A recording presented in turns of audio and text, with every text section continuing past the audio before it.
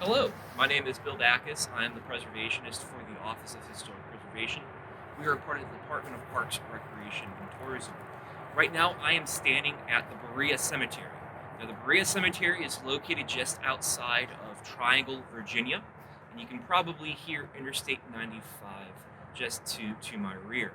Now, Champawamzik or Berea, those are two of the names for this plantation, was created in the 1700s and eventually it became part of the Carter family land holdings. The Carter family being one of the most wealthiest families in colonial Virginia. King Carter, the patriarch of the family, acquired this property in the early 1700s, and it stayed in the family for about 100 years. This parcel of Prince William County being part of literally hundreds of thousands of acres controlled by this family. Now, by the early 19th century, so the early 1800s, the property is still in the Carter family, and it's owned and operated by a woman named Sophia Carter, the 12th of Robert Counselor Carter III's children.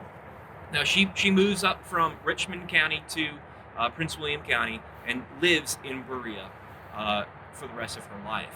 Now, she never marries, actually, though. And so she operates this plantation, a very male dominated occupation, by herself as a single woman. She runs this plantation with the aid of her about a dozen enslaved individuals here.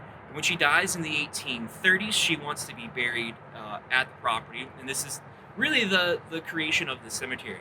Now, when she dies, her will states that she wants to be buried here, her grave be surrounded by a brick or stone wall, and that a lot of her estate be donated down to establish a girls' school in Fredericksburg, intended for orphan girls. Now, that school's no longer in operation, but the building that was constructed is still standing in downtown Fredericksburg. Now, when Sophia Carter dies, the property goes to her daughter, or excuse me, her sister with her two nieces, who move out of Frederick County, Virginia, around Winchester, and come over here. And the two nieces actually marry here in Berea, and then move back out to Kentucky or Missouri after this. But her sister, from some of the records, we're not entirely sure, seems to be here when she dies. After that, the property goes to a couple different owners. The property actually burns after the Civil War. There's another farm that's built here in the 20th century, but none of these buildings survive. Fortunately for historians today, we have the survey from a historian from the 1930s in the midst of the Great Depression who came here and did a survey of the cemetery. And she noted that there was one marker for Sophia Carter, so we know where she is.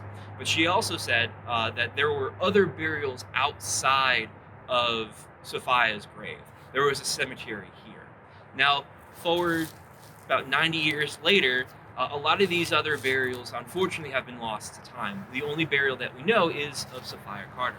So what we're doing right now is a ground-penetrating radar survey of the site. So we're trying to figure out, or trying to identify anomalies in the soil that can lead us to potential graves. And so later on this winter, we're going to be doing a phase 2 survey for this project. We're going to do a little bit of an archaeological investigation to see if these potential anomalies are graves. We are not going to go anywhere near the actual burials. We're just going enough so you can see disturbed soil to see if someone had dug a hole and filled it back in. So we're not getting anywhere near to disturbing burials here. So hopefully we can delineate the cemetery, identify other graves, other burials. And the final portion of the project will be to restore Sophia Carter's grave back to her gravesite, because the tabletop marker, unfortunately, at some point in the 20th century, received extreme damage. It's now shattered into 5 distinct pieces, and so the final portion of the project will be to conserve that tabletop grave marker and bring it back to her grave. And then finally, when this is all done, there will be walking trails here, open to the public, so people can walk, visit the cemetery. We'll have a couple interpretive markers so you can learn more about the farm here and the people who lived, worked, and are buried here. All right, so now we'll learn a little bit more about what GPR actually means. My name is Joey Anderson. I work with Sarah Associates in Boone, North Carolina, and we're out here today running ground penetrating radar in the area around the cemetery here. So what this does is the antenna here shoots a radar signal down into the ground. And we see the reflections on our tablet screen of like the echoes from the radar bouncing off stuff in the ground. A lot of times we use this to find underground storage tanks because the echoes off of metal really reverberate, I guess, a lot. Burials are usually a lot more subtle. A lot of times, modern burials are really easy because of metal coffin, you can see that pretty well. These older burials, really the only thing we tend to see is a small reflection off the bottom of the grave shaft.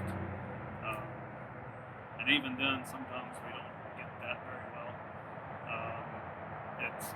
Usually it's easy when there's depressions in the cemetery area, which we don't really have any obvious depressions.